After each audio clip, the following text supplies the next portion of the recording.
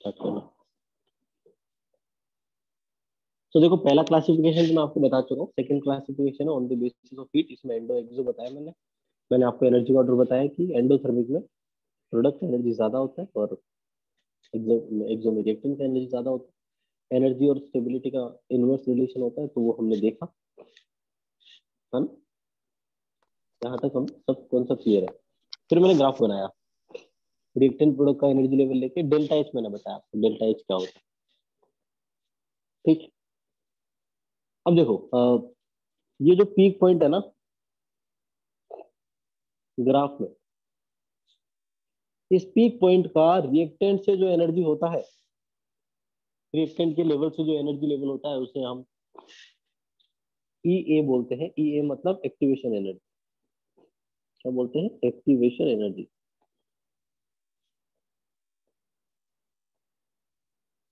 और ये activation energy, इसको ई ए एफ बोलेंगे क्योंकि एक्टिवेशन एनर्जी फॉरवर्ड है। अगर प्रोडक्ट से इसका जो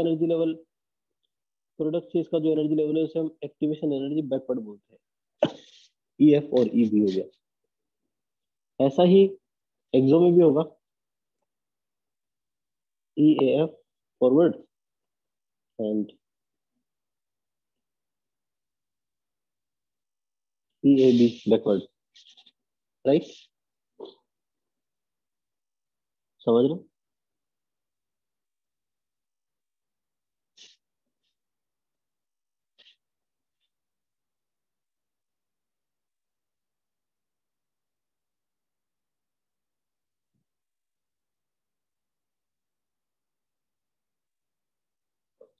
ठीक है, बताओ यहाँ तक समझा सबको? डेल्टा एच जो होता है रिएक्शन का, वो forward activation energy minus backward होता है। Forward minus backward activation energy होता है। ठीक है यार, बोलो तो सही, कुछ समझ आ रहा है कि नहीं? यस सर, समझ आ रहा है। हाँ, यस सर, समझ आ रहा है। एक मिनट रुक। हाँ, अब बोलो। यस सर, समझ आ रहा है। ठीक है, ठीक है। ओके, सो दो क्लासिफिकेशन हो गए, एंडो एक्सो, रिवर्सिबल इरिवर्सिबल। रिवर्सिबल ही चैप्टर में डिस्कस करने वाले, क्योंकि इक्विलिब्रियम तो रिवर्सिबल में आता है। चैप्टर का नाम ही केमिकल इक्विलिब्रियम है ना। कुछ एग्जांपल देख लेते हैं एंडो के। सर, हाँ, ये आप नीचे वाला फॉर्मूला रिपीट कर सकते हो, डेल्टा एच वाला? डेल्टा एच का जो वैल्यू है वो forward activation energy, E a F लिखने से अच्छा डायरेक्टली ई एफ लिख दो बैकवर्ड। अच्छा सोच, ई एफ और ई बी में ज्यादा क्या है? लेफ्ट में ई एफ ज्यादा है या ई बी ज्यादा है? ग्राफ देख के बता। ये एफ ज्यादा है। हाँ, तो ई एफ ज्यादा है तो ई एफ में ई बी पॉजिटिव आएगा। Yes sir. तो डेल्टा एच पॉजिटिव होना चाहिए ना एंडो में, सही तो है। एक्सो में चेक कर, नेगेटिव आएगा। देख, चेक करके देख। हाँ, एग्जाम में नेगेटिव आएगा। हाँ, तो फॉर्मूला सही है मतलब, तो फॉरवर्ड है ना। माइनस बैकवर्ड है। हाँ, forward minus okay. Backward.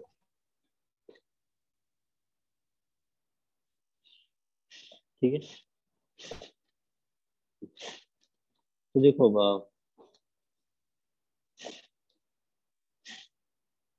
Endothermic में सबसे पहले डिसोसिएशन रिएक्शन। जहां पे भी डिसोसिएशन होगा वहां पे एनर्जी देनी पड़ती है। जैसे फ्यूजन हो गया, वेपराइजेशन हो गया, ये सब। ठीक है, सब्लिमेशन या, ये सब क्या है? ये सब रिएक्शन है, एग्जांपल है एंडो के। एक्सो के एग्जांपल क्या है?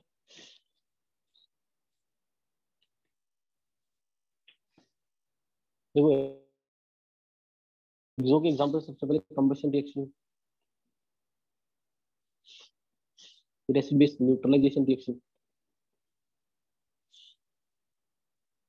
Right,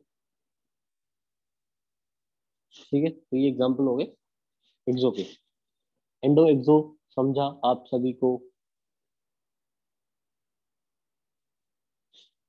yes sir. अब हम हमने टाइप्स ऑफ रिएक्शन पढ़ लिया। अब हमारा जो डिस्कशन है वो सिर्फ और सिर्फ रिवर्सिबल रिएक्शन पे रहेगा, तो उसको हम डिटेल में पढ़ेंगे। ठीक है, इतना लिख लो।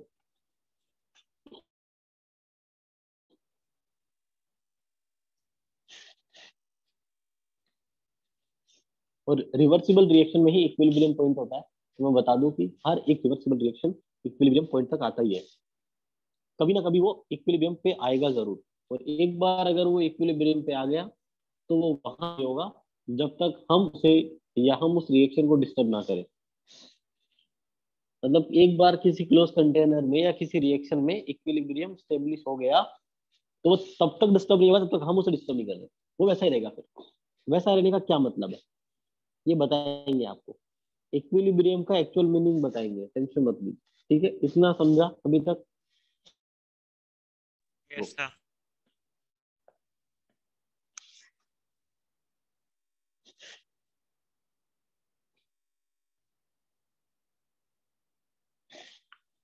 देखो, रिवर्सिबल रिएक्शन की बात कर रहे हैं ना, तो हम इक्विलिब्रियम की थोड़ी सी बात करेंगे।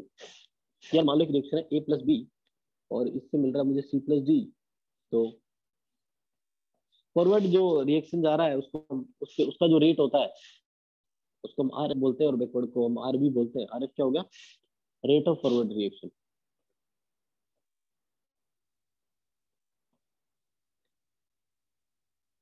आर बी क्या है? Rate of backward reaction. ठीक,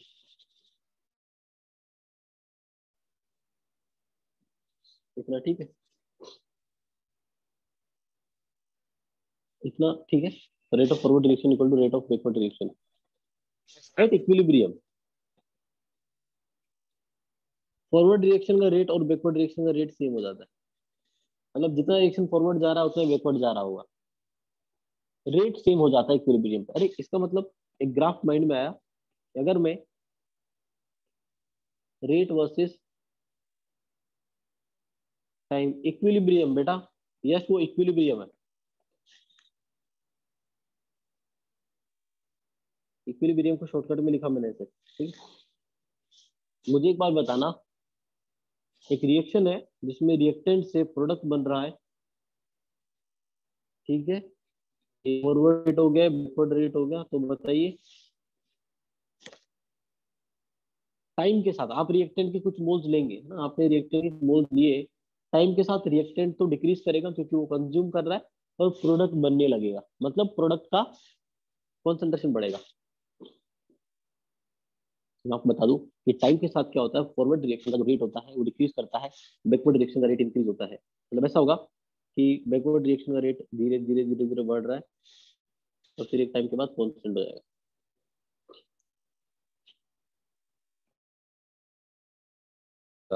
फॉरवर्ड का क्या होगा?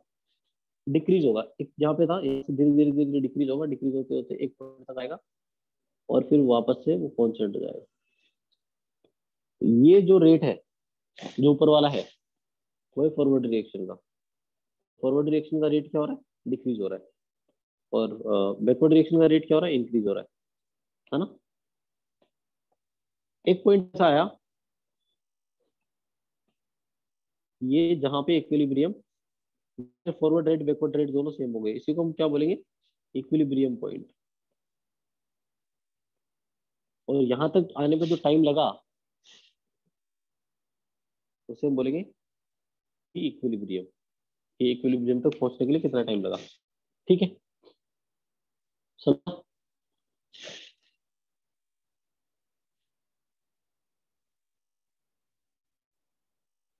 समझे? अब देखो, कैटालिस्ट सुना है? कैटालिस्ट क्या होता है? कैटालिस्ट क्या करता है? रिएक्शन की रेट को इंक्रीज करता है। रिएक्शन की रेट को इंक्रीज करता है तो रिएक्शन को फास्ट करेगा। कि पहले रिएक्शन अगर इक्विलिब्रियम पे पहुंचने में 10 मिनट ले रहा था, अब 10 से कम लेगा। इसका मतलब ऐसा कुछ ग्राफ आएगा।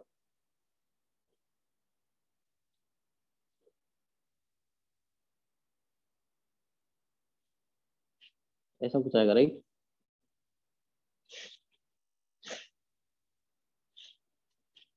ये है इन प्रेजेंस ऑफ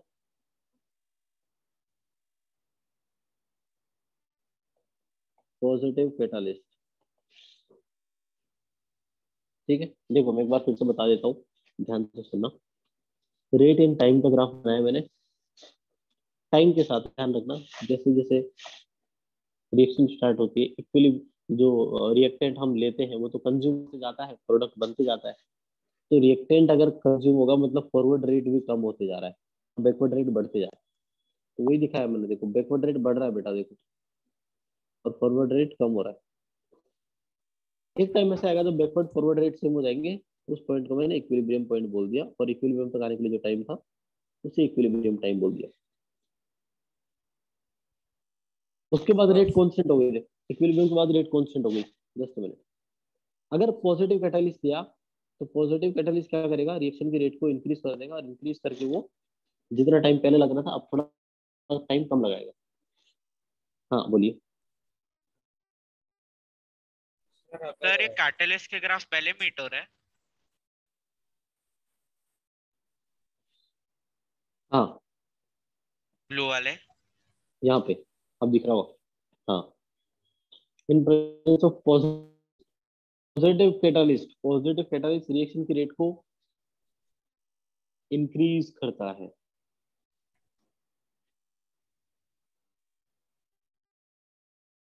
क्या होता है,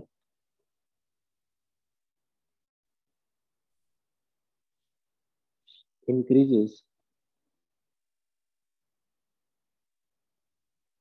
ठीक है। सर, तो अगर एक बकेट में हम लोग आइस रखा है 0 डिग्री सेल्सियस पे, तो इक्विलिब्रियम पे पानी और आइस दोनों एग्जिस्ट करेगा क्या?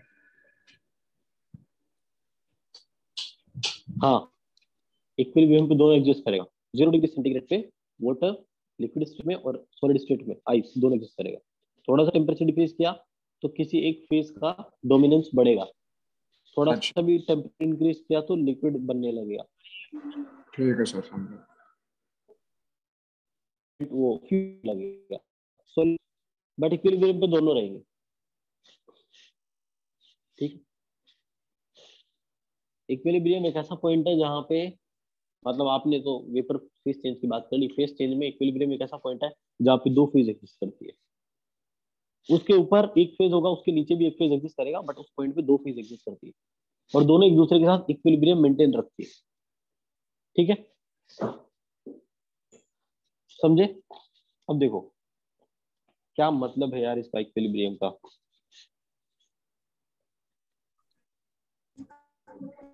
As the system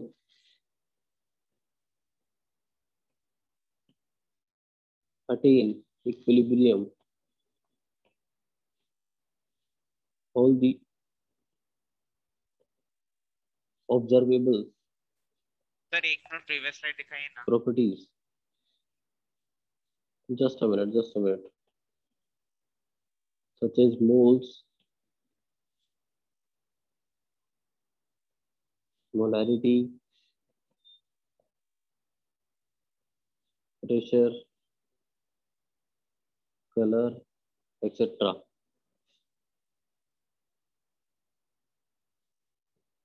becomes constant with time। आराम से देखिए प्रीवियस स्लाइड।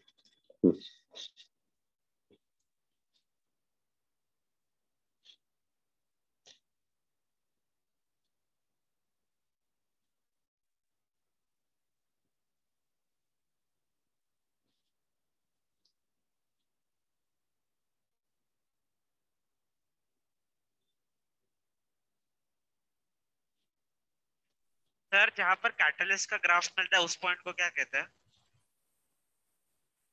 मतलब ये ब्लू वाला जो वो आपने भी डॉट बनाया। इक्विलिब्रियम है बेटा, वो भी इक्विलिब्रियम पॉइंट है, वो भी ओके। इक्विलिब्रियम पॉइंट ही है बेटा, बट वो पहले अचीव हो रहा है, टाइम कम लग रहा है, बस ओनली डिफरेंस की टाइम कम लग रहा है इक्विलिब्रियम पे, है ना? Okay done sir. हम्म,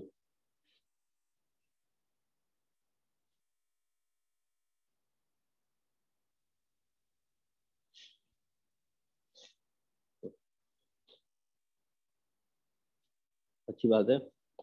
अब देखो इक्विलिब्रियम आ गया, इसका मतलब forward rate backward rate same हो गया। इसका मतलब क्या है? इसका मतलब ये है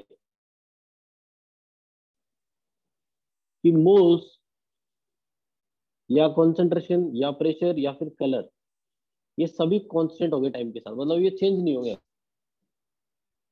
जैसे मान लो कि ये रिएक्टेंट और प्रोडक्ट में इक्विलिब्रियम आया, इसके 5 मोल थे, इसके 3 मोल थे, एट इक्विलिब्रियम, इसके इसके 5 और इसके 3 मोल थे। तो अगर इसके 5 और 3 मोल है तो ये इतने रहेंगे, ये चेंज नहीं होगा। आर का 5 ही रहेगा, पी का 3 मोल रहेगा।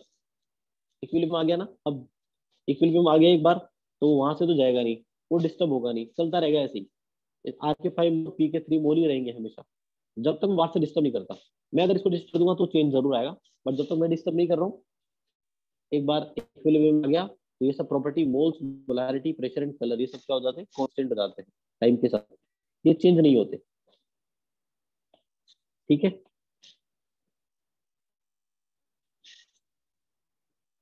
समझो। कैरेक्टरिस्टिक देखो इक्विलिब्रियम के पहले।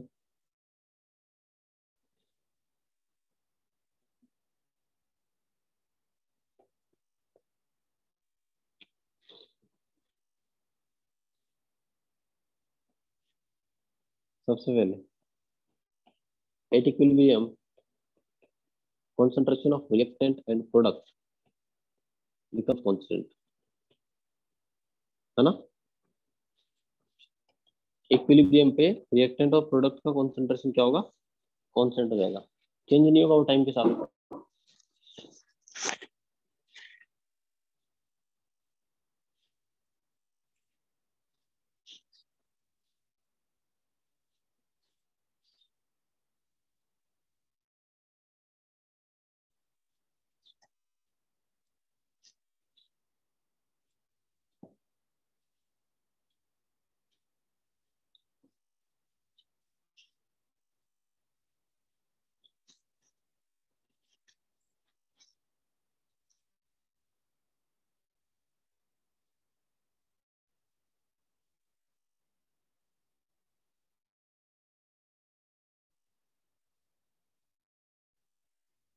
समझे।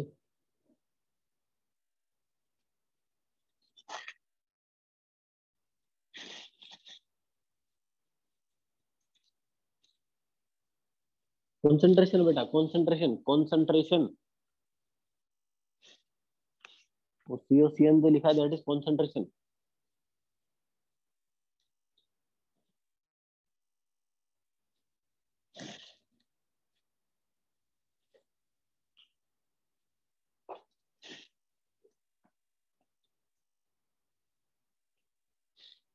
सेकंड पॉइंट क्या है? इक्विलिब्रियम पे RF इक्वल्स टू RB। ठीक है।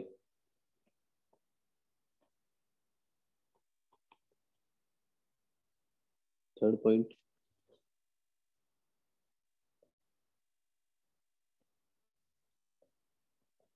It is dynamic in nature. इसका क्या मतलब है डायनामिक का? हम्म? जैसे रिएक्टेंट से प्रोडक्ट बनाए, इसका इक्विलिब्रियम पे 5 मोल, इसका 3 मोल है।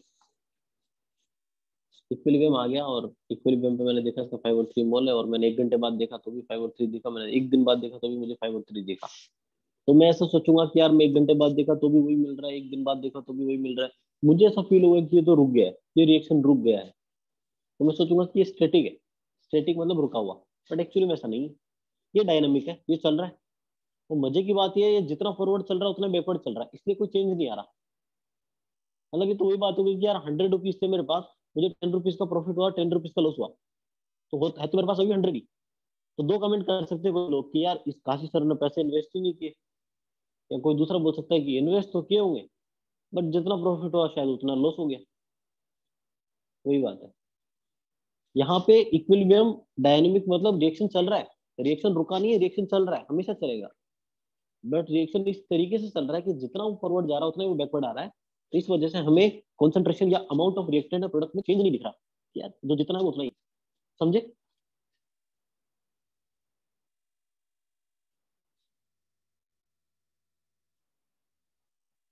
Equilibrium yes sir. Can be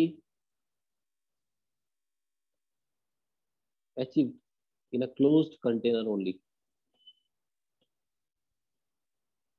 equilibrium के लिए क्लोज कंटेनर ही चाहिए ना, ओपन कंटेनर लिया तो कोई रिएक्टेंट, कोई प्रोडक्ट बन के उड़ के चला गया तो फिर तो वापस से रिएक्टेंट बना ही नहीं सकते उससे, है ना। Equilibrium can be achieved from both directions.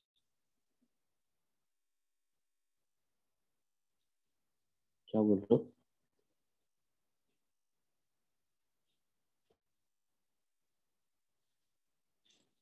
नहीं, कैरेक्टरिस्टिक एक्चुअली सभी से भी है लगभग, मीनिंग डिफरेंट है ना, थोड़ा थोड़ा तो यार उनको लिखने का तरीका तो डिफरेंट है ना। तो ये एक ही पैराग्राफ है, उस पैराग्राफ को ब्रेक कर करके लिखा है मैंने, ये मान के चलो आप तो, है ना। सिक्स्थ वाला, equilibrium is not affected by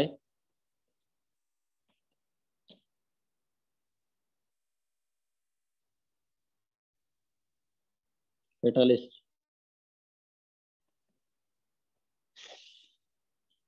It helps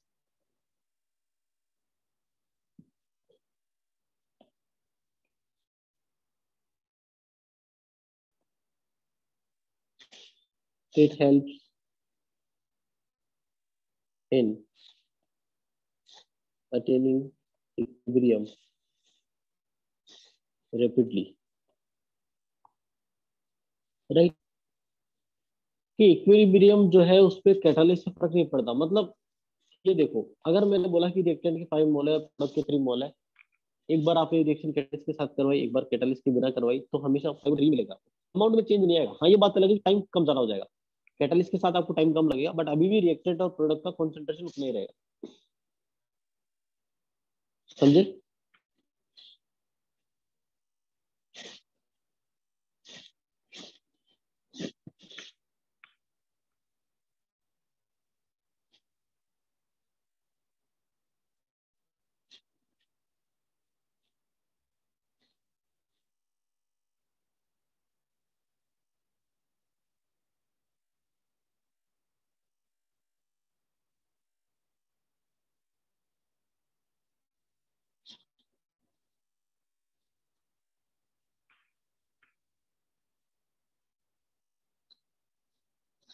यार आप लोगों को सभी को इन्फॉर्म किया था ना मैंने, 2 to 4 का क्लास, आप लोग लेट क्यों आ रहे हो? श्रुति,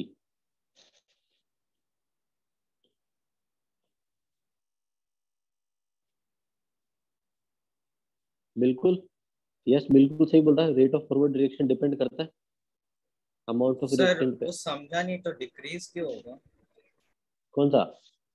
फॉरवर्ड रिएक्शन का रेट? बेटा क्योंकि स्टार्टिंग में सोच सुनना, तूने रिएक्टेंट के 10 मोल लिए, जब रिएक्टेंट के 10 मोल धीरे धीरे टाइम के साथ कम हो रहे हैं तो रेट भी तो कम होगा ना, क्योंकि रेट डिपेंड कर रहा है उस पर। ओके सर, अब तूने 10 लिए तो 10 मिनट बाद देखे, 1 मिनट बाद 10 से 9 होंगे, कम हो गया मोल्स तो रेट भी कम हो जाएगा फॉरवर्ड का, सिंपल सा है ना? रिएक्टेंट पे डिपेंड है। बिल्कुल, रिएक्टेंट पे डिपेंड करता है, कैटालिस्ट के कॉन्सेंट्रेशन पे भी डिपेंड करता है। चलो इट्स ओके, इट्स ओके, चलेगा। So equilibrium is not affected by the catalyst. It helps in attaining equilibrium rapidly. थोड़ा जल्दी equilibrium हमें मिलेगा अगर हम catalyst यूज करते हैं तो, ठीक है। देखिए सभी ने ये पॉइंट्स,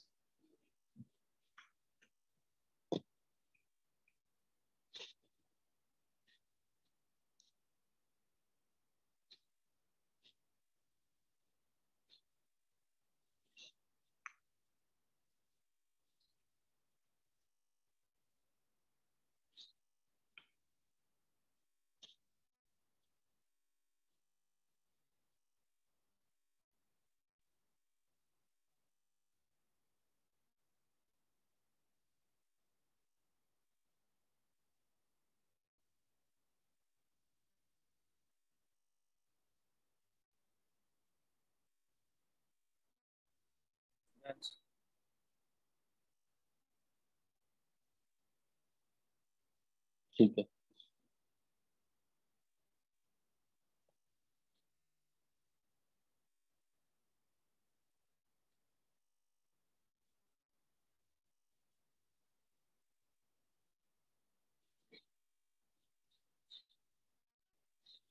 ठीक है,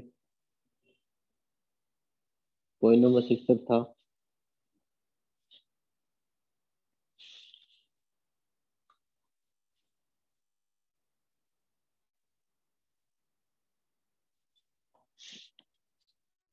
पॉइंट नंबर 7 देखो, no species is exactly zero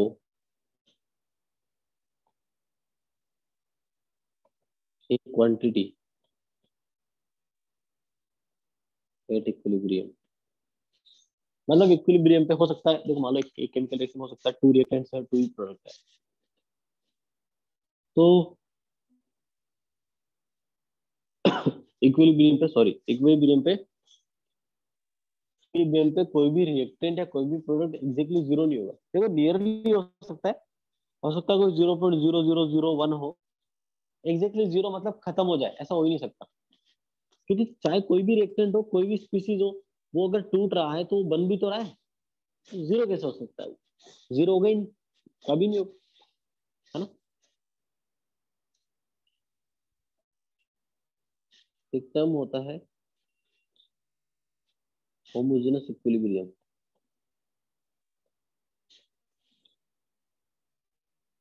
ये तब होता है when reactant and product are in same phase। सभी सेम फेज में हो, सभी का, जैसे N2 gas plus H2 gas gives to ammonia.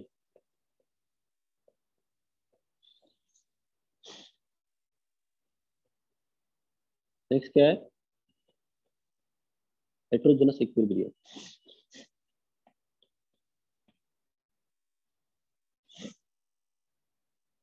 है ना। इसमें क्या होता है? Reactant and product are in 2 or more phases।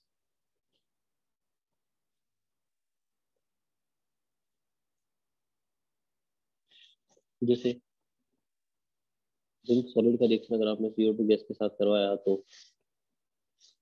ZnO बनेगा which is solid and CO बनेगा विच इज गैस। तो देखो सॉलिड और गैस दोनों है, तो हेटेरो हो गया, और सभी गैसीय स्टेट में हो, सभी एक ही स्टेट में हो, चाहे गैस हो चाहे लिक्विड हो, तो उसको हम होमो बोलेंगे। ठीक है,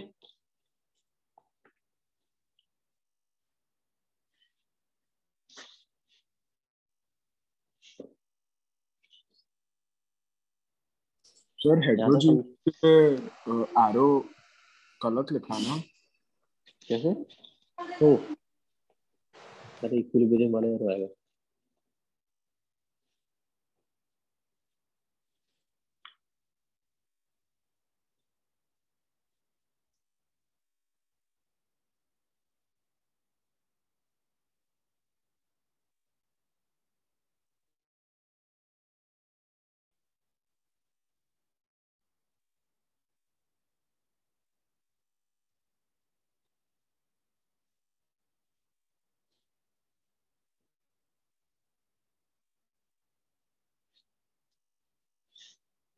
हो गया? Yes sir. ठीक है, नेक्स्ट जो कॉन्सेप्ट है वो है, ये यहाँ तक खत्म हो गया ये। नेक्स्ट जो कॉन्सेप्ट है वो है लॉ ऑफ केमिकल इक्विलिब्रियम।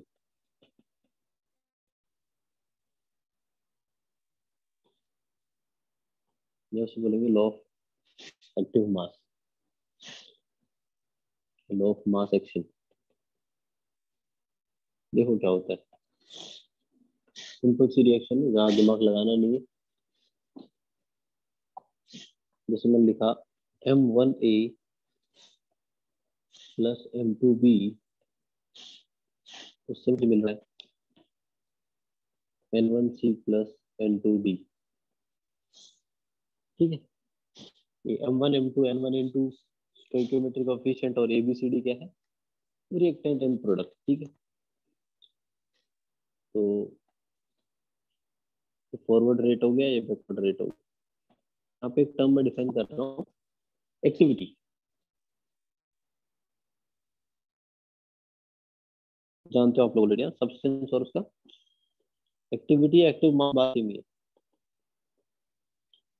हम लोग बहुत अच्छे से जानते हैं गैस का एक्टिविटी क्या होता है, उसका पार्शियल प्रेशर या फिर उसका मोलैरिटी। सॉल्यूट का क्या होता है,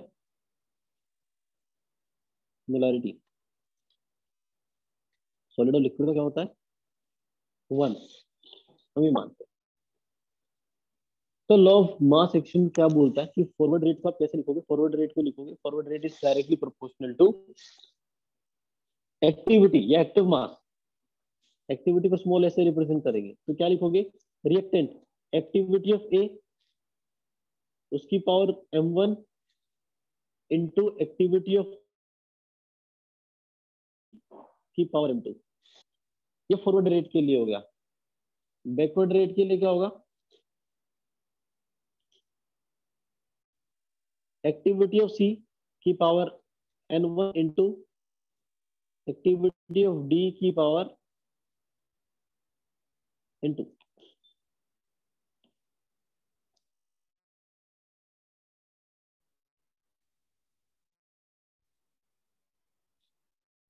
है ना, समझे ये। कहीं ना कहीं मैं आपको थर्मोडायनेमिक्स में बता चुका हूँ। अगर आप इस प्रोपोर्शनल साइन को हटाओगे तो एक कांस्टेंट आएगा, जैसे आप के एफ बोलोगे, K F into activity of A की power m1 into activity of B की पावर m2 लिख दो, और यहाँ पे R B is equals to लिख दो K B activity of C की power n1 into activity of D की पावर n2।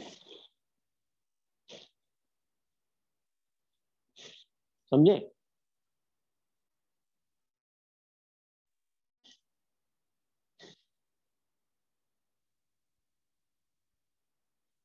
हाँ, सर गैस में तो सिर्फ पार्शियल प्रेशर ही था ना उसका activity. PV is equal to NRT, है ना। अगर किसी गैस के लिए प्रेशर डिफाइन कर सकते हैं तो उसका कॉन्सेंट्रेशन भी डिफाइन किया जा सकता है, मैं समझाऊंगा आज। ठीक है, आज के है लेक्चर सर। में मैं समझा दूंगा, टेंशन मत लो, सब आपको चीजें क्लियर होगी थोड़ी। मैंने बोला था थर्मोपाइल ज्यादा डिटेल में आप केमिकल इक्विलिब्रियम में पढ़ोगे, तो अब आपको बताऊंगा मैं कि गैस के लिए पार्शियल प्रेशर और मोलारिटी दोनों कैसे डिफाइन करते हैं।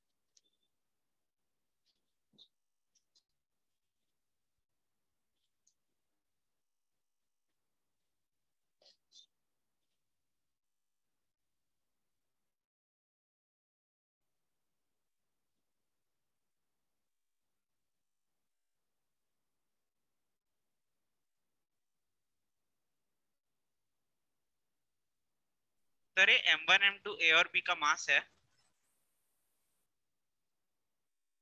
नहीं, पहले क्या stoichiometric coefficient m1 m2 n1 n2 b, okay balance okay. Chemical reaction देखने पर m1 m2 n1 n2 ये सब क्या है, बैलेंस केमिकल रिएक्शन में स्टोइकियोमेट्रिक कोएफिशिएंट यार।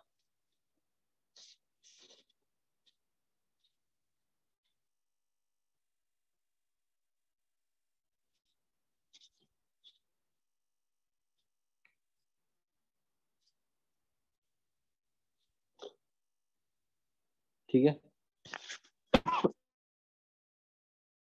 सॉरी।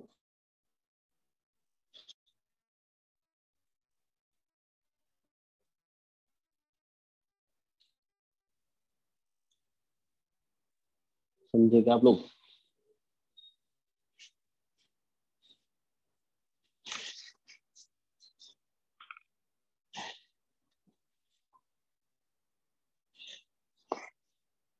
आगे चलो मैं, हाँ या ना कुछ तो बोलो। Yes sir. ठीक है,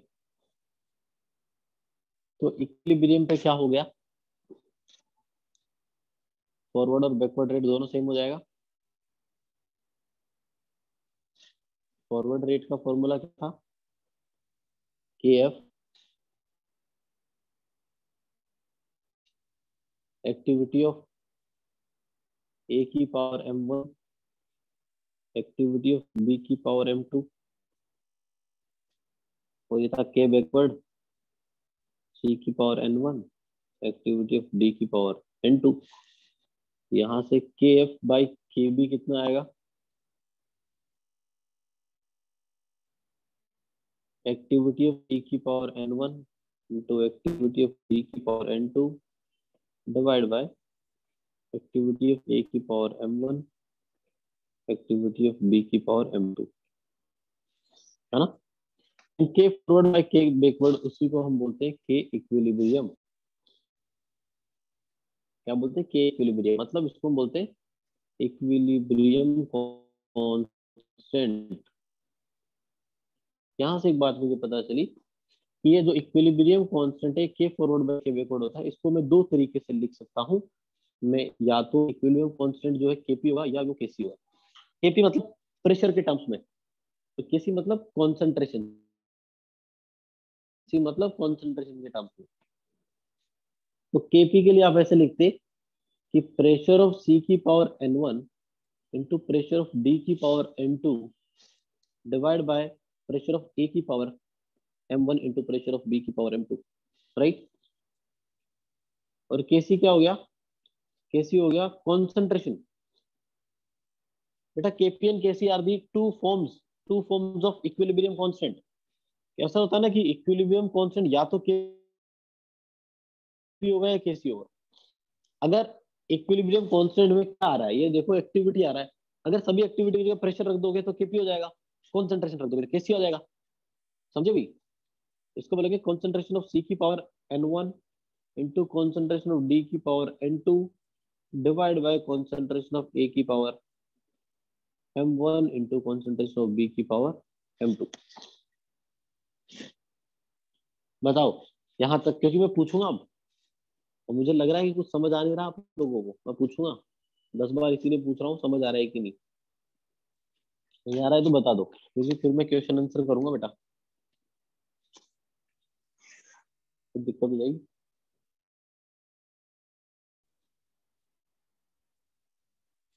ठीक है, सर ये अपने सी डी ए बी ये केसी में क्या है? कौन सा?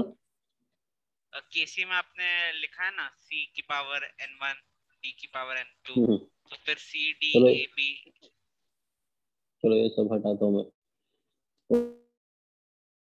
बहुत जल्दी कर, क्या किया जाएगा यार ये बताओ। ए सी का मतलब क्या लिखा मैंने यहाँ पे? एक्टिविटी ऑफ जी सी, है ना। एक्टिविटी का क्या मतलब है समझ गए होंगे आप लोग कि सर या तो प्रेशर होगा या कॉन्सेंट्रेशन होगा या वन होगा। अब मैं केपी की बात कर रहा हूँ, मतलब मैं प्रेशर की बात कर रहा हूँ, तो एक्टिविटी ऑफ सी को मैं किससे रिप्लेस करूंगा? पीसी से रिप्लेस करूंगा ना, कि प्रेशर ऑफ, तो एक्टिविटी ऊपर ये एक्सप्रेशन येलो कलर से जो मैंने किया उसमें एसी की जगह लिख दिया मैंने पीसी। क्यों? क्योंकि प्रेशर ऑफ सी की पावर n1 आएगा इंटू प्रेशर ऑफ डी की पावर n2 आएगा,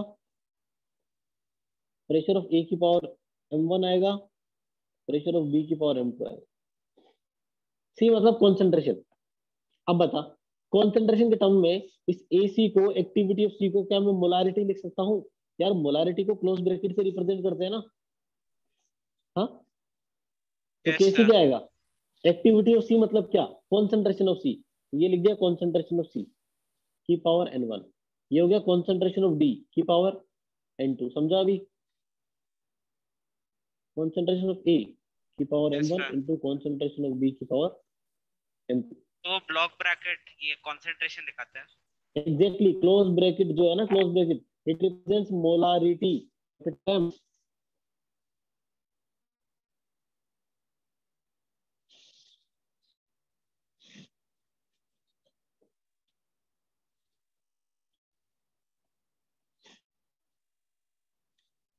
यूनिट बताओ केपी का, सभी प्रेशर एटीएम में रखे गए, तो यूनिट क्या होगा ध्यान से देखना।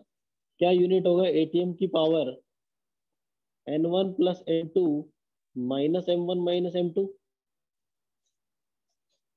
हाँ, क्या इसको मैं एटीएम की पावर डेल्टा एनजी लिख दूं क्या? स्टोइकियोमेट्रिक कोएफिशिएंट माइनस रिएक्टेंट का डेल्टा एनजी। हाँ सर सही बात है। इधर भी यूनिट क्या आएगा, इधर भी यूनिट आएगा कॉन्सेंट्रेशन, मतलब मोलैरिटी, मोल पर लीटर की पावर डेल्टा एन जी।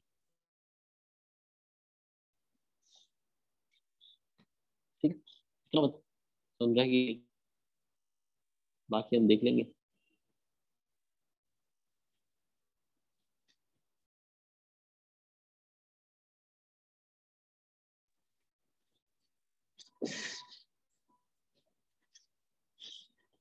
समझा है नहीं बेटा?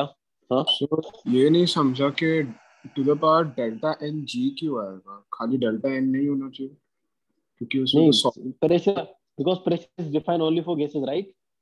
So if you are अच्छा writing pressure terms, which means all are gases, हाँ? ठीक आप है। of course liquid के लिए we cannot define pressure, even for solid also.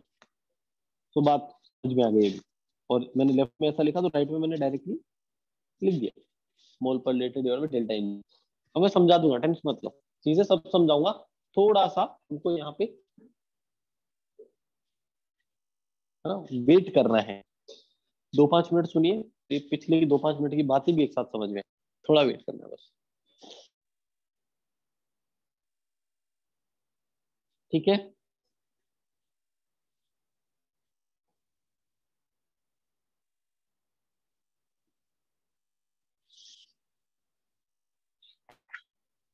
सुनो,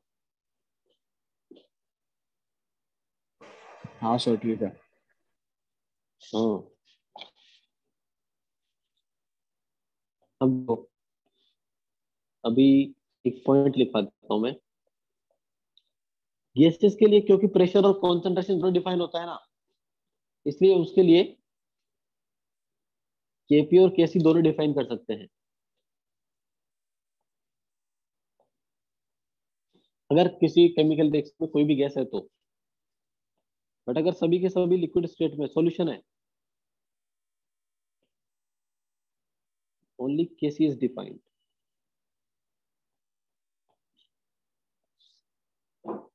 चलो देखो समझ में आएगा, कुछ एग्जांपल करते हैं। मैं आप लोगों को दे रहा हूं, आपको एक्सप्रेशन लिखना है, write expression for Kp and केसी।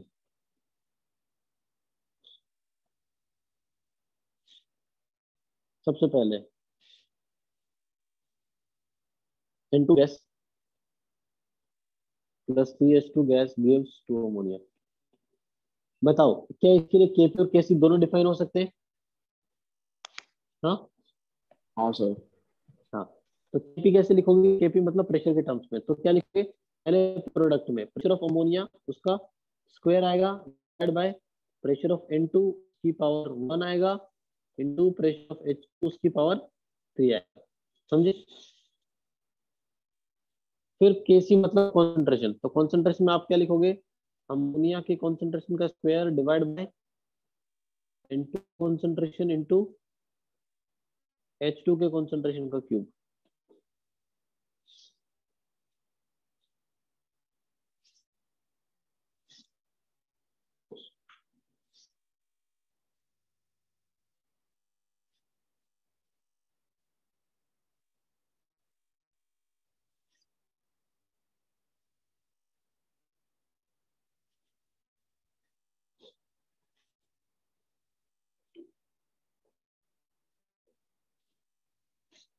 समझा क्या? आया ना कुछ तो बोलो। यस सर, समझा। अभी नेक्स्ट क्वेश्चन पूछूंगा सबसे, देखो। सर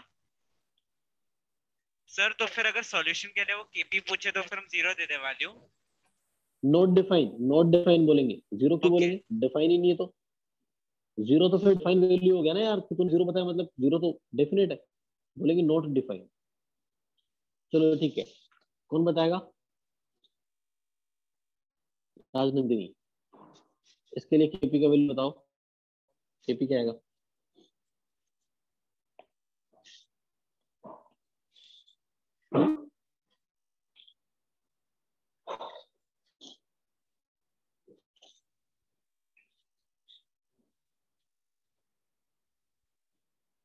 चलो मैं नाम लिखता हूँ, Rajnandini, Asfiya and Rishika.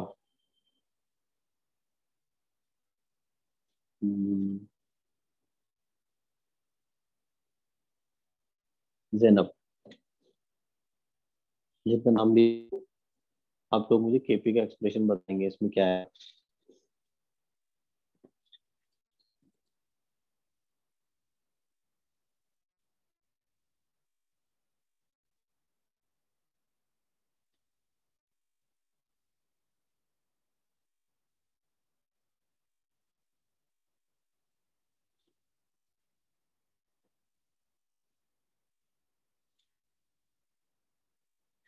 It's okay Harshvardhan. Hmm. just a minute।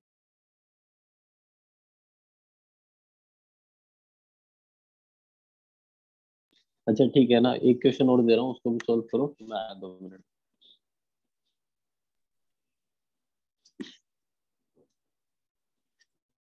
Sir KP और केसी दोनों का वैल्यू देना है या फिर सिर्फ केपी का? जस्ट मिनट ना, जस्ट मिनट, डाउट बाद में ना, पहले ये बस सॉल्व कर लो, मैं आया। हाँ।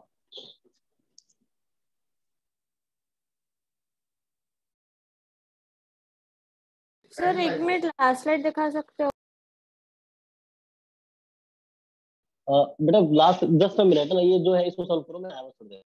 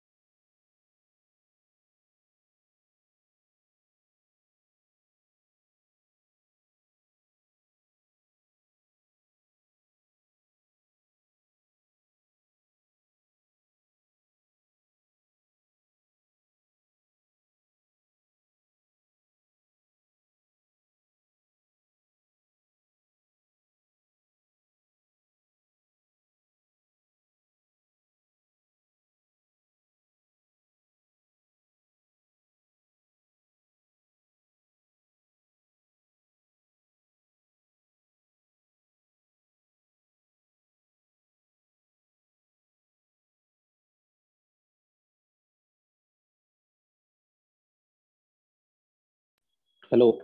हाँ बोलिए। हाँ अच्छा, तो यार देखो पहली बात तो ये कि क्लास में एक्टिव नहीं हो तुम लोग, आज के देख रहा हूँ। इतनी बार मैंने बोला तब जाके आवाज भी नहीं आएगी किसी का। क्या सर? तो लिखना विखना तो बात बात है, एटलीस्ट अनम्यूट तो कर सकते हो ना अपने आप को।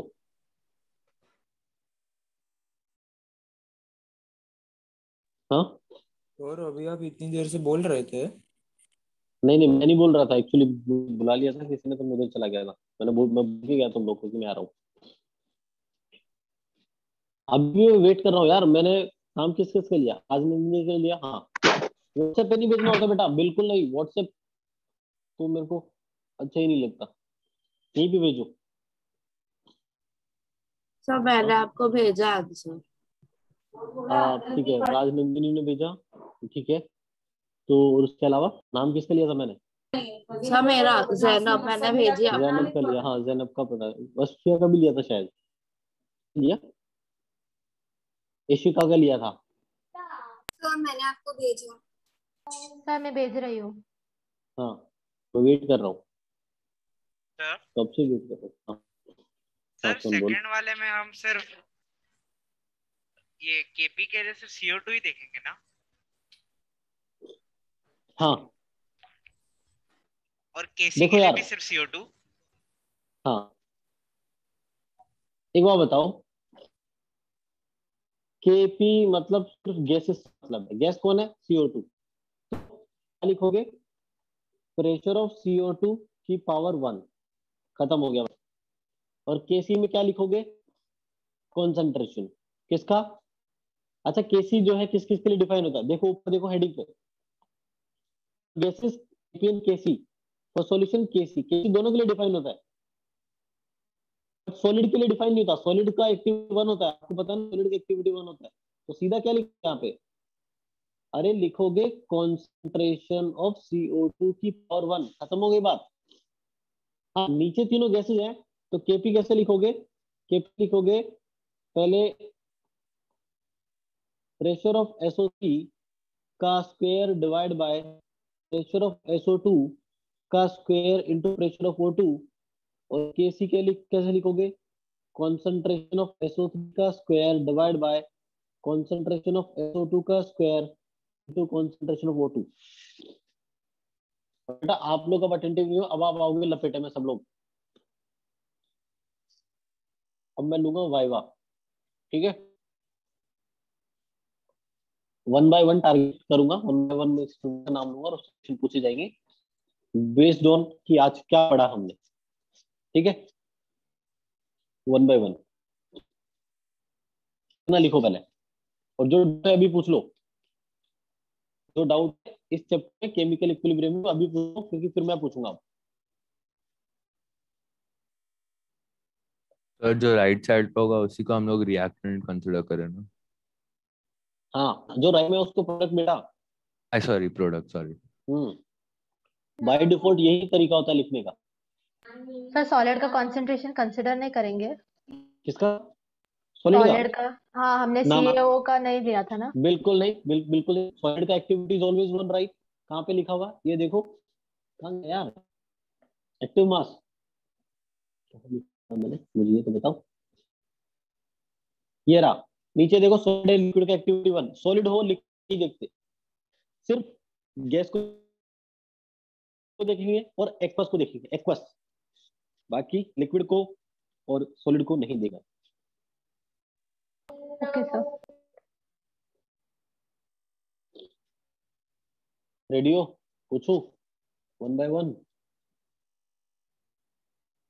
चलो सबसे सर पहले मैंने आपको एक डाउट भेजा है चैट पे। ये तेरे से पूछूंगा मैं। क्या भेजा तूने?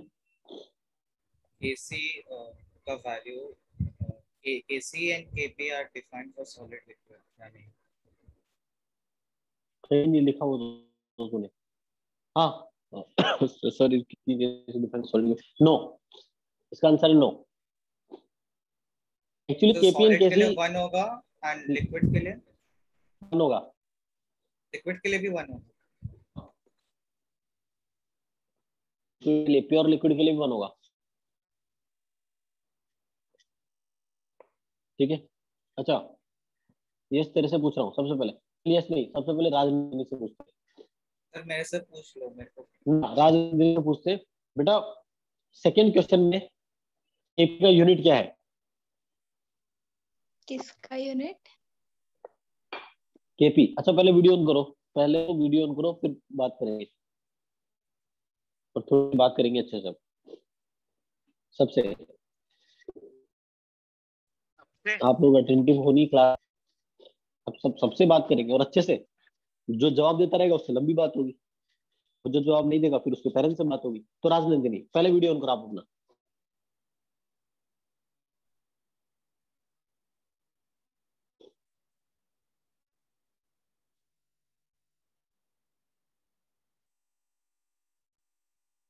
मैंने बोला आप अपना वीडियो ऑन करो, इतना टाइम क्यों लग रहा है? सभी एक साथ सॉरी, सभी एक साथ ऑन कर लो, अपना कैमरा ऑन करो सभी, है ना? सो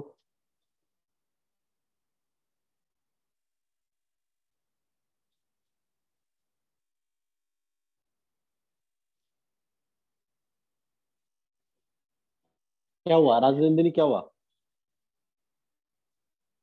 हाँ अभी अभिनव, अच्छा नाम बोला राजनंदिनी, ध्यान रखना आपके पेरेंट्स से बात करनी है, बताना अपने पापा को बोलना बात करने के लिए आज, ठीक है?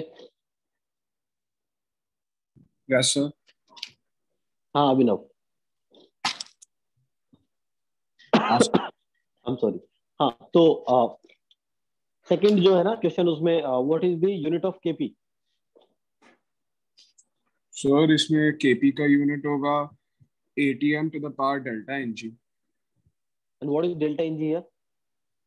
सर बेसिकली प्रोडक्ट्स के तो जो गैस के मोल्स है माइनस रिएक्टेंट्स हाँ के गैस के मोल्स। नहीं, tell me the exact value ना बेटा, exact I don't value. Need the definition. हाँ सर प्रेशर ऑफ CO2 जितना होगा ना, उसका। हाँ what is delta NG? Tell me the exact value, final answer ना। और डेल्टा एनजी एग्जैक्ट वैल्यू इसका 1 रहेगा। 1 रहेगा, आर यू हाँ श्योर? यस सर, क्योंकि So खाली what सी। is Kp? So Kp is basically ATM की power delta Ng, which means ATM की power 1. हाँ sir. So that is ATM only, right? या Okay. Next question number 3 में बता Kp का यूनिट क्या होगा? क्वेश्चन नंबर 3 में केपी का unit, 2 minute sir, ATM to the power -1। Okay, good, ठीक है।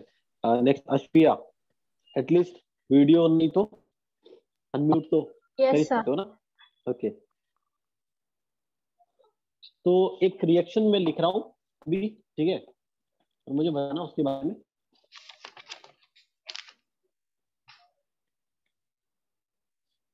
एक मिनट यार, चलो बोल देता हूँ। H2 plus I2 gives 2HI, H2 plus I2 gives 2HI, ठीक है? इसमें Kp का रेट बताओ मुझे। सर मैं सॉल्व करके बता सकती हूँ। हाँ बिल्कुल, टाइम कितना चाहिए बताओ। सर सिर्फ 5 मिनट। सर उसका रिएक्शन फिर से लिखो ना। H2 plus I2, वो एक्चुअली पेंसिल डिस्चार्ज हो गया इसलिए मैं लिख नहीं पा रहा हूँ, सिर्फ बोला मैंने H2 plus I2 gives 2HI। The states, सब गैसेस स्टेट में होते हैं। सब गैसेस में। हाँ क्या बताना है सर, केपी या Kc? What is the unit of Kp? Kp का पूछ रहा हूँ यार, और कोई बोलेगा नहीं, जिससे पूछा वही बोलेगा, बाकी लोग चैट में लिखेंगे, ठीक है? तो सर दो आंसर। हाँ बिल्कुल बेटा सर Kp बोलिए। is equal to pressure of HI the whole square upon हाँ pressure of H2 and into pressure of I2. Okay, unit क्या हो गया? यूनिट क्या होगी?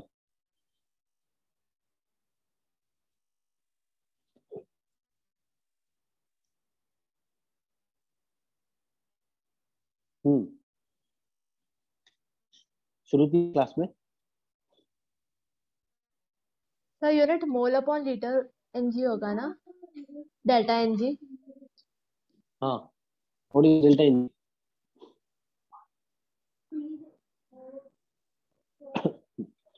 What is delta N G? बेटा डेल्टा एन जी के बारे में हमने बहुत कुछ पढ़ा है थर्मो में। सुन बिल्कुल सही है सर आपने केपी पूछा है ना?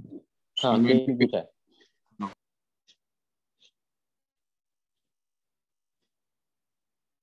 बहुत टाइम पास कर रहे हो बेटा तुम लोग ग्रुप पे, बहुत ज्यादा टाइम पास करते हो, बहुत ज्यादा ही हो रहा है। पढ़ कुछ नहीं रहे हो यार इतना, मतलब मैंने चिन्ह क्वेश्चन पूछा तुम लोगों से, उसमें तुम लोग फैल गए। सही। Bilal yes sir. बोल बेटा, कुछ है कि मैं इम्प्रेस हो जाऊं, ऐसा बोलो। पूछा ना मैंने, केपी केपी का यूनिट बता इसमें क्या आएगा। हम्म,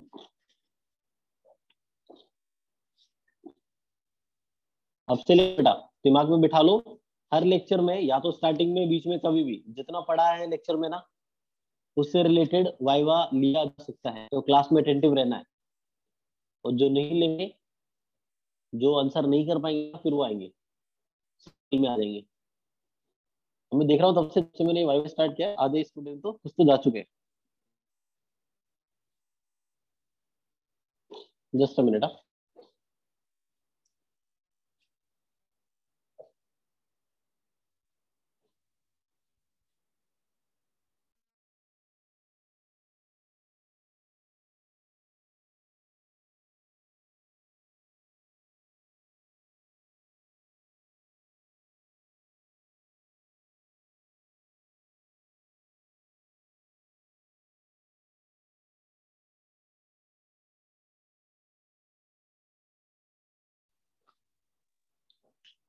हाँ जैनब ने ठीक बोला, अभिनव ने ठीक बोला, बाकी लोग अच्छा रिस्पॉन्ड कर रहे हैं। बिलाल क्या हो गया? चलो दीक्षिका, देवश्री, दीक्षा, फुरकान, गार्गी, दे, अरे यार सब बोल दो। Yes, sir. What is the unit of KP? बताओ। ATM raised to delta NG. What is delta NG then? Change in gas moles. Okay, what is the exact value of delta NG? मेरे को घुमाते क्यों तुम लोग? ये H वाले reaction के लिए बोलूं, H2 plus हाँ I2 वाले। ऑफकोर्स इसी के लिए, हाँ इसी के लिए जो लिखा है आंखों के सामने, नजरों के सामने। सर इसमें तो 0 हो रहा है। का? हाँ सर। तो फिर कमेंट क्या करोगे? मैं आपको पता चल गया कि एटीएम की sir power raise 0, to zero, raise to 0 तो 1 हो जाएगा आंसर। पक्का क्या हो जाएगा? केपी का यूनिट क्या आएगा? आंसर बता इसका। यूनिट लेस आएगा, यूनिट खत्म हो गया उसका। केपी जो है उसको हो गया प्रेशर ऑफ एच आई का square divide by pressure of H2 into pressure of. सही बोला मैंने यार? यूनिट जो है एटीएम की पावर डेल्टा एनजी होता है ना, डेल्टा एनजी तो 0 है, तो इसका मतलब ये तो 1 आ गया, यूनिट लेस हो गया। तो डेल्टा एनजी 0 कैसे हो गया बेटा? डेल्टा एनजी जो है उसमें गैसेस देखते हैं, तो इसके कोफिशिएंट आ गया 2 माइनस I2 का 1, H2 का भी 1, 1 plus 1, 2 minus 2 is equal to 0। पहले तो ये थर्मोडायनेमिक्स थोड़ा अच्छे से रिवाइज करो तुम लोग, डेल्टा एनजी में डाउट हो रहा है यार। अब धीरे धीरे ऐसा टाइम आ रहा है मैं डिप्रेशन में आऊंगा। मैंने डेल्टा एनजी के बहुत से क्वेश्चन करवाए आप लोगों को, चेंज बताया, तब बताया डेल्टा एनजी कैसे निकालते हैं, उसके बिना तो थर्मो पूरा ही नहीं, वो तो बताया मैंने अच्छे से, यहाँ भी फिर से बता रहा हूँ मैं।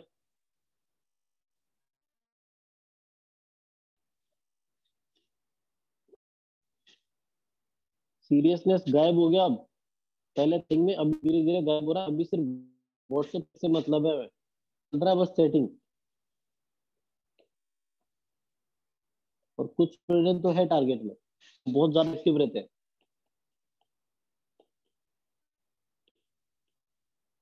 मैं सोच रहा हूँ सब कुछ समझ आ रहा है तो चलो ठीक है, पढ़ाते रहते हैं। यहाँ तो कुछ समझ ही नहीं आ रहा लोगों को। हाँ ठीक है, दीक्षा बोलिए इसमें, बताइए केपी, केपी का यूनिट बताओ इसमें। दीक्षा नहीं, हर सभी से पूछ रहा हूँ मैं ये क्वेश्चन, सब चैट में लिखेंगे। और जब मैंने बोला सबको वीडियो रखने के लिए, सिर्फ एक स्टूडेंट का ऑन है, मीटिंग से निकाल दूं सबको?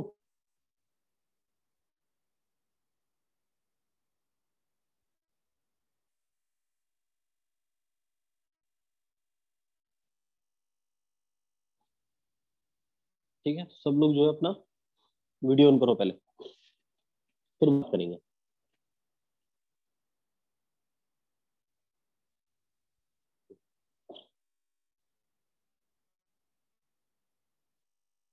दीक्षा,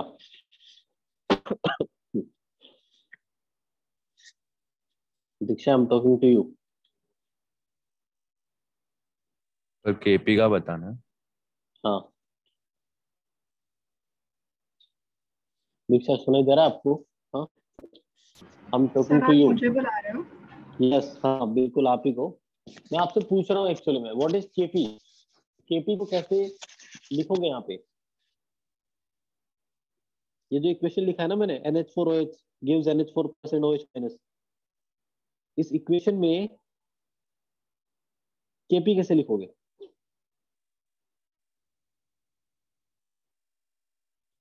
म्यूट हो बेटा आप क्या बोल रहे हो?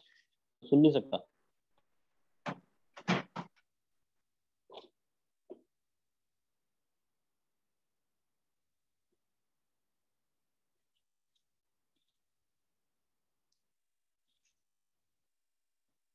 चलो ठीक है, लिखता हूँ, है ना, जिनको सुनाई नहीं दे रहा है उनको लिखता हूँ मैं।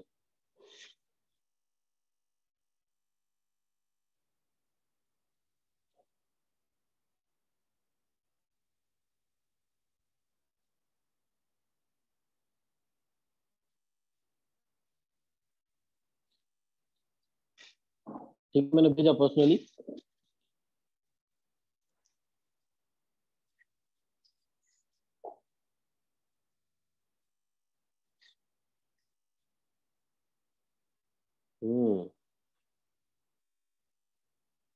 वाओ।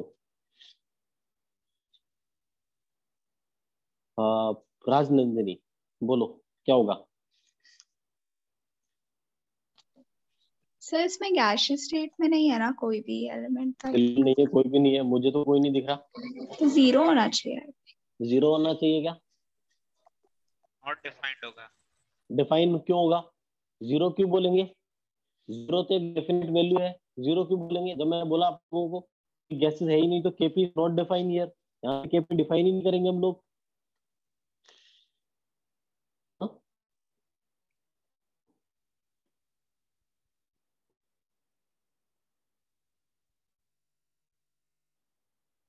अरे कम से कम एक तो गैसेस स्टेट में होना चाहिए था तो डिफाइन कर देते, राइट? अच्छा ठीक है, देखो आप ही से पूछ रहा हूँ, केसी का यूनिट बताओ यहाँ पे। ठीक है, सब लोग लिखेंगे सेट में, सबसे पूछा जा रहा है ये क्वेश्चन।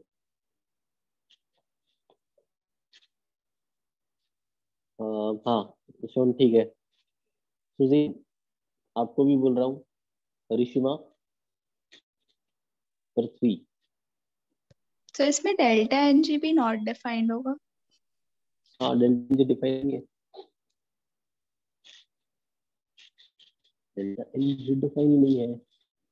वेरी गुड, किसी का कोई यूनिट नहीं है, बिल्कुल सोचा, थोड़ा सोचो, मजा आएगा, सोचने में बहुत मजा आता है हमको। सोचो थोड़ा, फिर बोलो, कुछ भी मन में आया मत बोलो। तो हम मेरा आंसर कुछ नहीं करेक्ट बोलना है ना था। या रॉन्ग है? हाँ सही है, ठीक है, तो इसीलिए बोल रहा हूँ। शाहीन बेटा एक बार फिर से सोचो। शिका, ठीक है। सुजैन फिर से सोचो। दीक्षा आप भी फिर से सोचो। राजनंदिनी तुम भी फिर से सोचो। अरे डेल्टा एनजी के पीछे क्यों पड़े हो यार?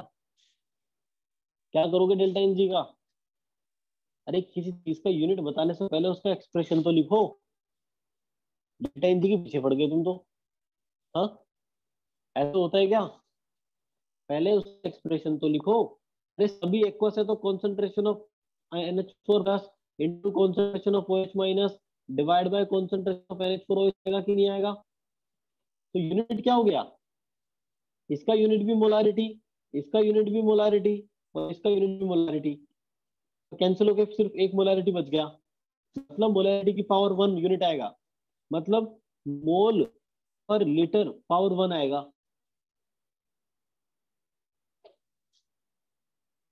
कैसे समझाऊं मैं आप लोगों को? हम्म?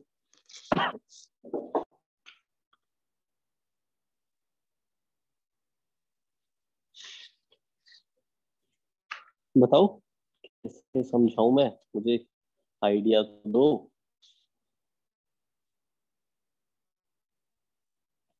देखो फिर सर डेल्टा मैंने गलती से टाइप टाइप कर दिया था, आपको मैसेज भेजा वहां पर तो।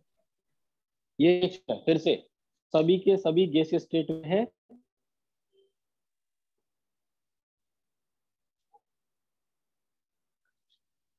सब लेंगे लहर।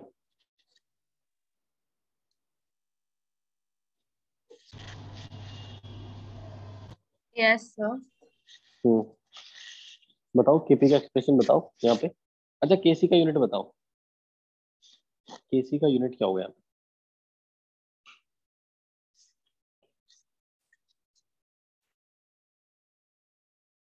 तो मोल पर लीटर इज टू 1 ही होगा क्योंकि डेल्टा एनजी 1 है।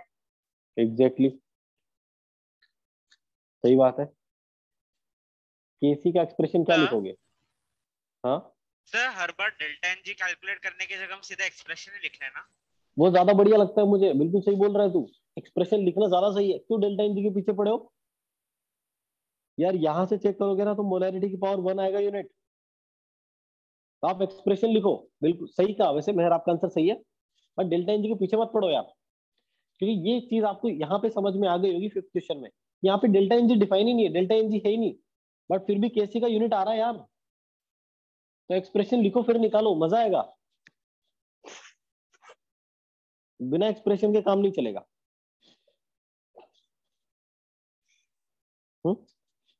नेक्स्ट पूछता हूँ, इतना लिखो पहले। अब जब तक ये छोटी छोटी चीजें सही नहीं होगी ना, ये चैप्टर तो भाई साहब फिर बाउंसर जाएगा सबको।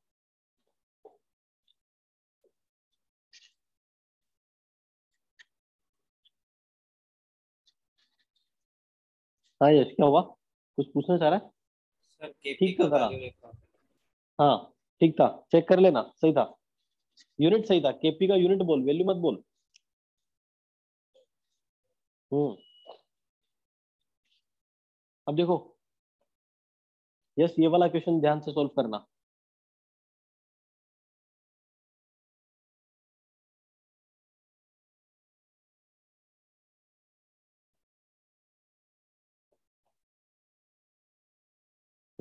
अभी बताओ फिर से। सर एक मिनट लास्ट स्लाइड दिखाओ ना। लास्ट स्लाइड, बिल्कुल ये देखिए। हो गया सर, थैंक।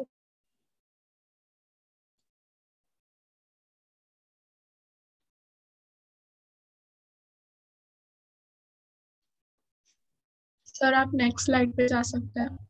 हाँ बिल्कुल। तो फाइन क्या करना है? केपी और केसी का एक्सप्रेशन लिखो पहले तो आप लोग सभी, और एक्सप्रेशन लिखने के बाद मुझे यूनिट बताएगा। सब लोग मुझे यूनिट बाद में बताएंगे, पहले एक्सप्रेशन लिखेंगे।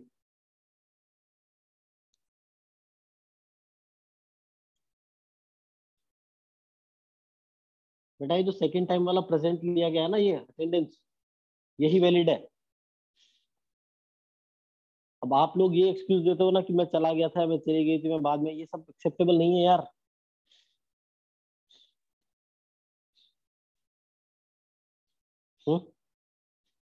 ऑलमोस्ट 1 साल होने वाला है, नेटवर्क इशू कब तक बोलोगे? कुछ तो नया बोलो। हाँ यस, इसी क्वेश्चन की बात कर रहा हूँ। सर भेजा यूनिट। हृदय बिल्कुल सही है। कुछ स्टूडेंट है जो अच्छा कर रहे हैं। हाँ राजनंदिनी इस बार ये अच्छा ट्राई था, लिखा सही आपने।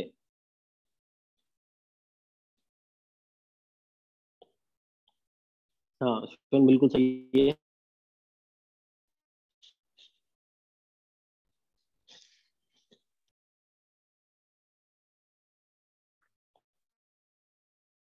हाँ अभिनव ठीक है।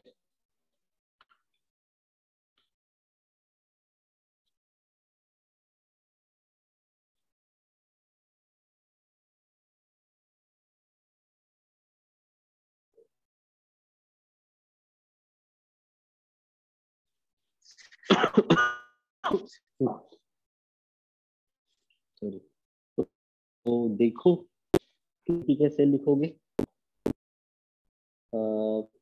प्रेशर ऑफ O2 की power 2 into pressure of N2 की पावर 1। हाँ सर आइए।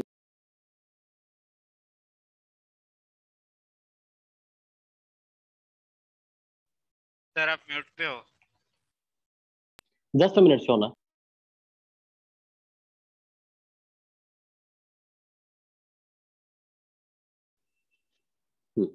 The next one is pressure of NO2। Pressure of NO2 का पावर 2 हो गया ना। तो यूनिट क्या हो जाएगा, ATM की पावर डेल्टा एनजी ना। वैसे कर लो या ऐसे कर लो, बात तो सेम ही है। ATM की पावर 1 आएगा। कॉन्सेंट्रेशन देखो, N2 का कॉन्सेंट्रेशन इंटू O2 के कॉन्सेंट्रेशन का स्क्वायर डिवाइड बाय NO2 के कॉन्सेंट्रेशन का स्क्वायर। तो यहाँ पे यूनिट क्या आएगा, मोलैरिटी की पावर 1, राइट।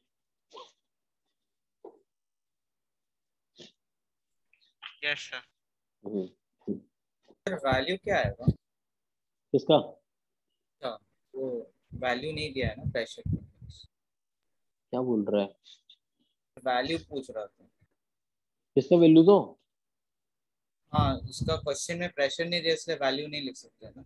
हाँ हाँ बिल्कुल, वो वैल्यू देगा तो फिर हम एग्जैक्टली वैल्यू सॉल्व कर लेंगे ना। अभी सिर्फ एक्सप्रेशन लिख सकते हैं हम। अभी सिर्फ एक्सप्रेशन लिखना ही सिखा रहा हूँ मैं आप लोगों को। ये ठीक हो जाएगा तो फिर टेंशन खत्म हो जाएगी हमारी यार। बट ये ठीक नहीं हो रहा है, प्रैक्टिस ही नहीं कर रहे हो आप लोग। मैं क्या करूँ? मैं लिखाऊं कितने क्वेश्चन करवाऊं इस पे? ये इतना सिंपल सा कॉन्सेप्ट है, इस पे 50 क्वेश्चन करवा दे, 100 भी करवा दे, बट यार समझ में तो आना चाहिए। NO2 gas gives NO plus half O2।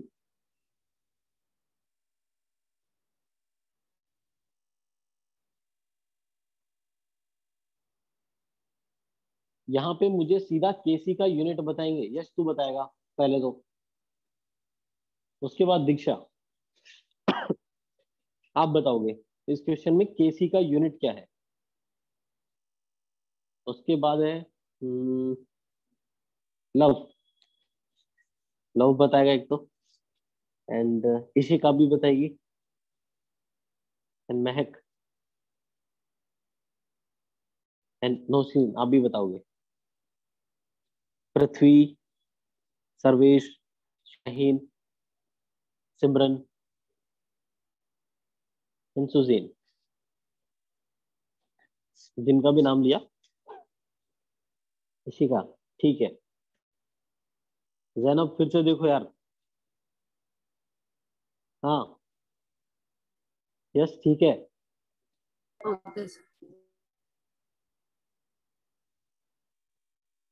Bilal ठीक है। हाँ अभिनव ठीक है, सही है। जिन लोगों से पूछा उनका रिप्लाई नहीं आया अभी। राजनंदिनी ठीक है इस बार। सुजैन बिल्कुल सही है। नौशीन ठीक है, अभी ठीक है। सिस्टर आपकी शाहीन, शाहीन का रिप्लाई नहीं आया अभी तक।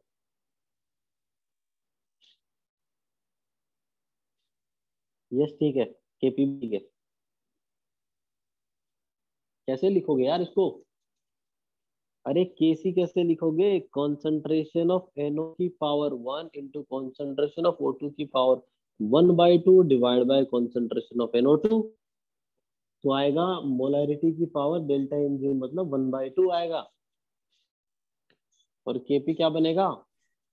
प्रेशर ऑफ NO की power 1 into pressure of O2 की power 1/2 divide by pressure of NO2। तो यहाँ पे आएगा ATM की पावर 1/2। ठीक है सर बोलो। सर ये इक्वेशन उसने जैसे दी है वैसे ही रखनी है, मतलब हम इसको 2 बिल्कुल से ना। मल्टीप्लाई नहीं कर सकते? अरे भाई साहब बवाल हो जाएगा। खुद सोच, अगर A से B बन रहा है, इसका कांस्टेंट अगर 2 है, इस रिएक्शन को 2 से मल्टीप्लाई कर, नेक्स्ट कांस्टेंट क्या बनेगा सोच के बता। चेंज होगा कि नहीं? हो जाएगा। हो जाएगा, पक्का होगा।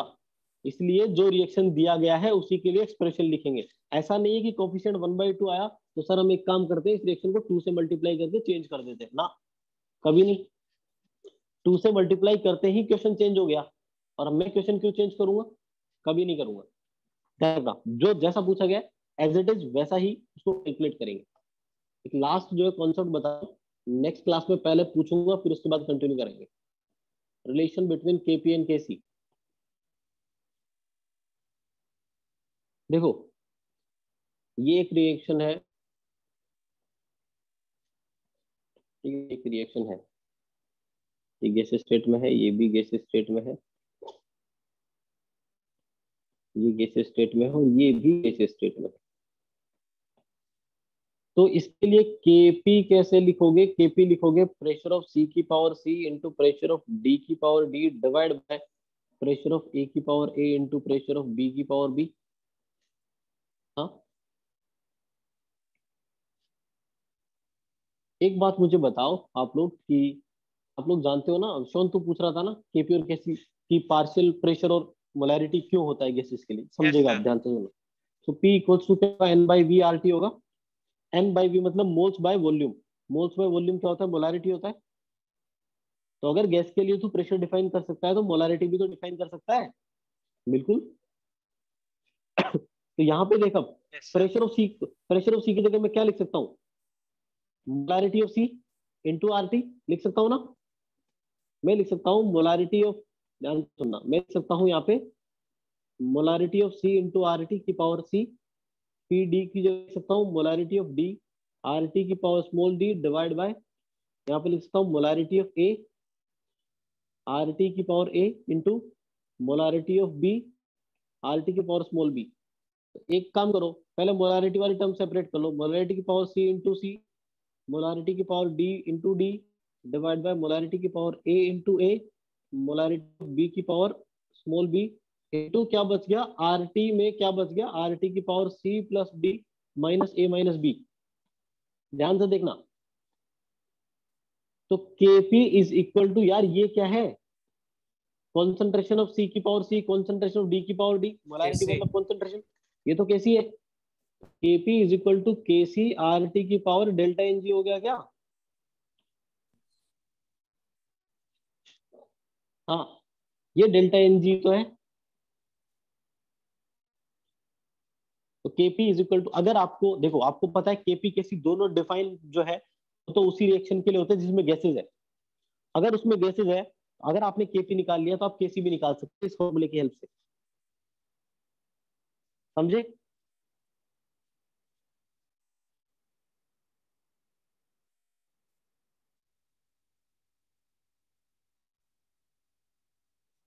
ध्यान रखना, नेक्स्ट क्लास से बोलूंगा नहीं किसी को।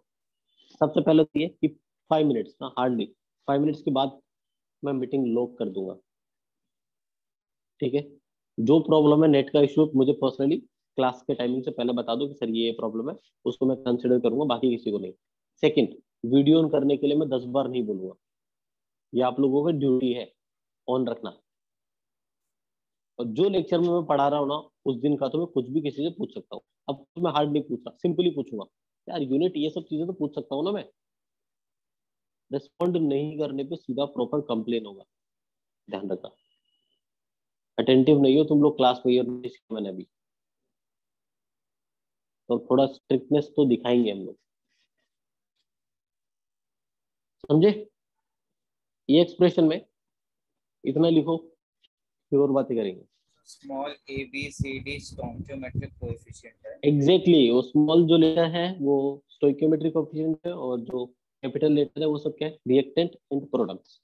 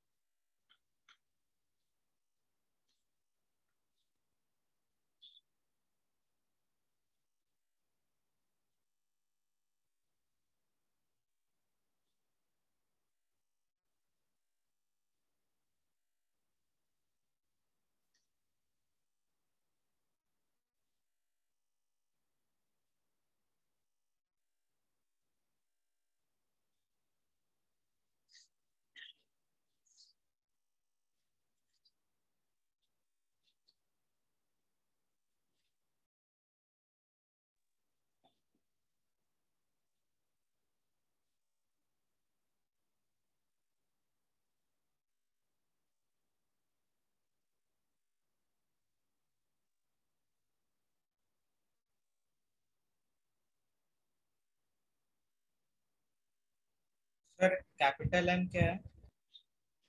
कैपिटल एम हाँ, P is equal to molarity,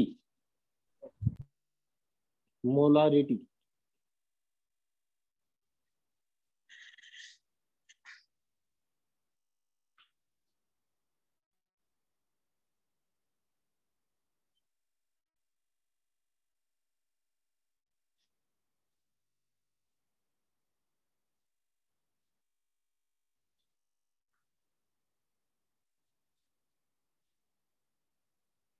हाँ शोन, मैं डाउट्स जो है तेरे 5 o'clock के आसपास भेज दूंगा, ठीक है।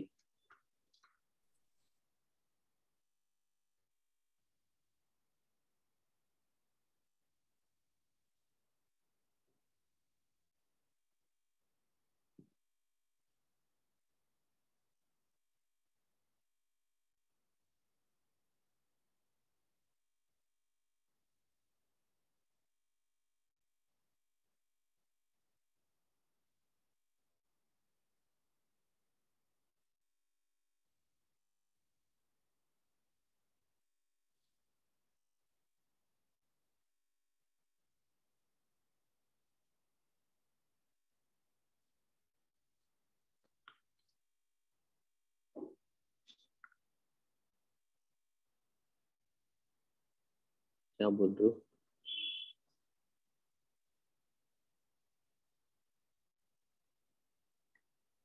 हाँ बिल्कुल फुरकान, आ सकते हैं। log 1/4 का वैल्यू क्या होगा? -log 4 होगा ना। -log 4 को -2 log 2 लिख सकते हैं, और log 2 का वैल्यू तो याद होना चाहिए। ठीक है।